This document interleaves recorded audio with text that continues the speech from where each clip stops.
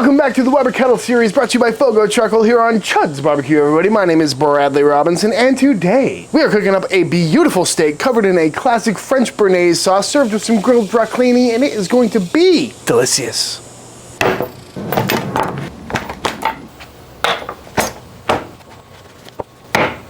This is a steak.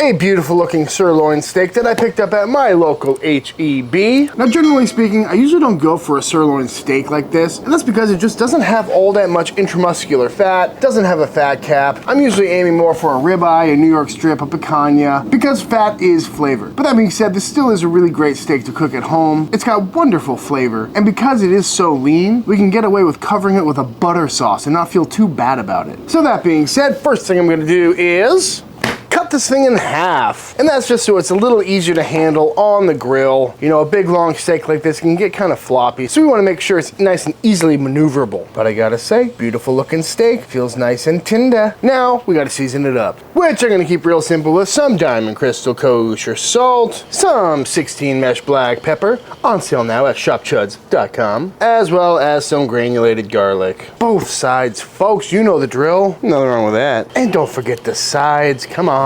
folks. Beautiful. I'm gonna let those steaks rest in the fridge for the next little bit to let all those seasonings start to penetrate the meat while we go ahead and start getting our sauce ready. Starting with some shallot.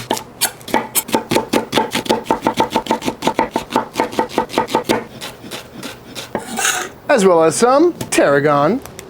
Oh, gotta love the smell of tarragon. So nice, so fresh. And then into our pot here, we're going in with some white wine, little Sauvignon Blanc, and some white wine vinegar, as well as all of our freshly chopped tarragon and our shallots.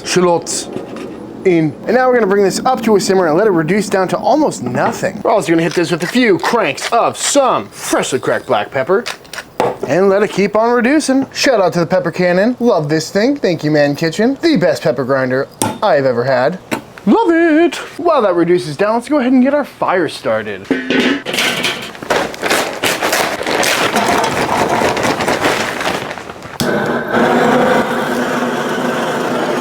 Our liquid has reduced to just that much, but at the same time, all that tarragon has become fragrant, all those onions have softened down, and we've got a super concentrated version of the wine and the white wine vinegar that is super flavorful. I've also let this cool down for about 10-15 minutes so we can go in with our next ingredient, which is some egg yolks. And we're just gonna whisk this real nice until it becomes light and frothy. I'm gonna have it on and off the heat to kind of cook the yolks, really not too fast, because we don't want these to scramble or curd up or anything like that. We want these to be nice and fluffy because we're essentially making a hollandaise here. And there are many ways to do this. You could do this with hot butter in a blender really easily, but we're going old school today with a whisk and a pot. So on and off the heat until this looks nice and fluffy. Now that this is looking nice and aerated, nice and fluffy, we're gonna start going in with our butter. So right here I've got a couple of sticks of butter that I melted down, and I'm just gonna skim off the top here to just use a clarified butter portion. We're gonna leave all the milk solids at the bottom. We're gonna keep whisking this together until it becomes nice and cohesive, nice and emulsified, and we end up with a beautiful Bearnaise sauce, which again is essentially a hollandaise that is infused with white wine and white wine vinegar reduction with a whole bunch of herbs in there, and oh, it's gonna pair perfectly on this steak. I tell you what. Boop, boop. Not much to it, folks. And just like that, we have got a beautiful creamy consistency to this beautiful Bearnaise sauce. Oh, gotta love it. Let's give it a taste real quick. Ooh, very tasty. Honestly, I thought it was gonna taste a lot more like a hollandaise sauce, but it's a lot sweeter. That wine and vinegar really reduced down and gave it some really nice sweet and acidic notes, and with the abundance of herbs in there. Very tasty stuff. Does need a little bit of salt. I didn't add salt because I used salted butter, but I think it needs a little bit more. Get that all nice and mixed up.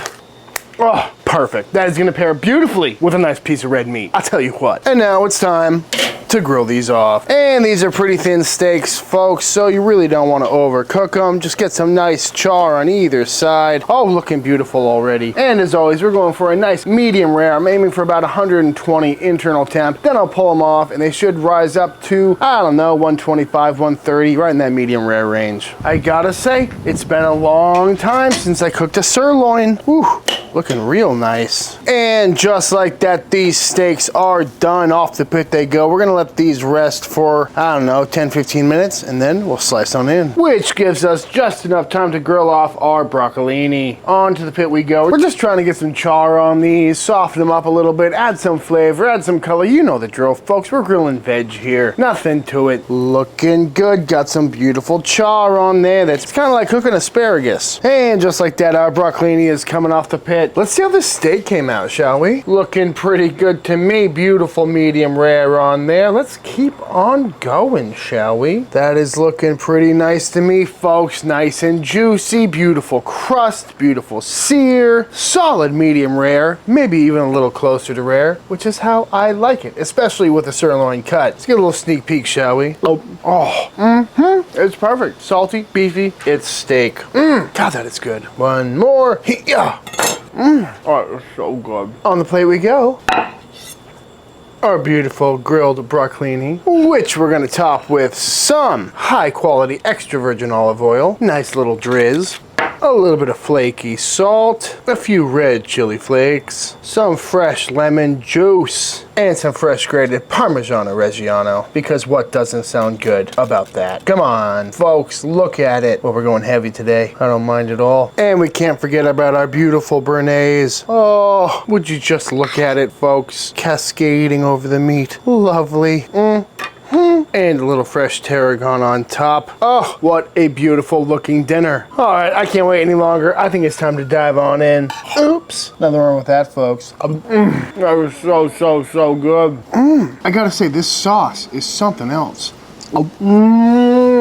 So beefy, so tangy, buttery, rich. I gotta say, that is not what I was expecting out of a Bearnaise sauce. And I gotta be completely honest with you, I have never made or had this sauce before making this video, and it's not what I expected, you know? When doing my research, I thought it was gonna be like a herby hollandaise sauce, you know, really rich, really buttery, kind of heavy, but honestly, it's closer to a chimichurri. Like, it's got this very heavy acidic component to it, very oniony, that vinegar really shines through, and it really does do well on a steak, but it's not as rich as it looks. Better do another test just to make sure my opinions are correct. That is so good. It honestly works perfectly with this steak. Because it's such a lean cut, having the butter and the egg yolk emulsion in there adds the richness that you'd be wanting from like a ribeye or something like that. But at the same time, it adds that really nice, bright, herbal note of freshness that you really need with a piece of red meat like this. I gotta say, very tasty stuff. Cut it with a fork. That's how you know it's good. I mean, what's not to like about that, folks? Very tasty indeed. Let's see how the side came out. Little grilled broccolini, got a nice char on there. Okay. That is amazing. To be honest, just looking at it, I wasn't expecting much. It looked kind of burned. You know, based on my experience with broccoli, you really have to cook it to be nice and tender. Otherwise, it's kind of hard and crunchy, but that is surprisingly good. I think the addition of the olive oil and the lemon and the pepper really kind of brightened it up a little bit, but also the crunch. It doesn't taste acrid at all, even though it's pretty much charred. Oh yeah, that's a keeper. Man, I really didn't expect to like this much. That's really good. Should we put a little Bearnaise sauce on it? Don't mind if I do. I only cooked half the broccolini that I bought, and right now I'm regretting not cooking the rest because that is fantastic. You know, it's like a little vinaigrette on top with the olive oil and the lemon juice. Dip it in this nice sauce over here. Oh, that's the beauty of a steak sauce. It goes on everything. If we had some potatoes on this dish, that sauce on top, it's like a gravy. Just dump it all over everything. Damn, that is good. Oh, look, another piece of steak. Don't mind if I do. Something about it. You know, this is kind of rocking my world a little bit because I always go for the fattiest cuts of steak possible with ribeyes and like prime strips, Wagyu meat. But you can get the same amount of richness just by adding a rich sauce on top. But it also comes with the complexity of the shallots and the tarragon. This one surprised me. Yeah, it's been around for a while for a reason, gotta say. That is lovely. Perfect meal for a date night. If we had some potatoes or some mushrooms on this plate, filled it up a little bit more, had a nice glass of wine, woo! You know what's happening later. All right, let's finish off this broccolini real quick. I'm buying sirloin more often. That is fantastic. But I'm not gonna eat all of this by myself, folks, because I think it's time for the official taste test. No, that was weak. We gotta do it again.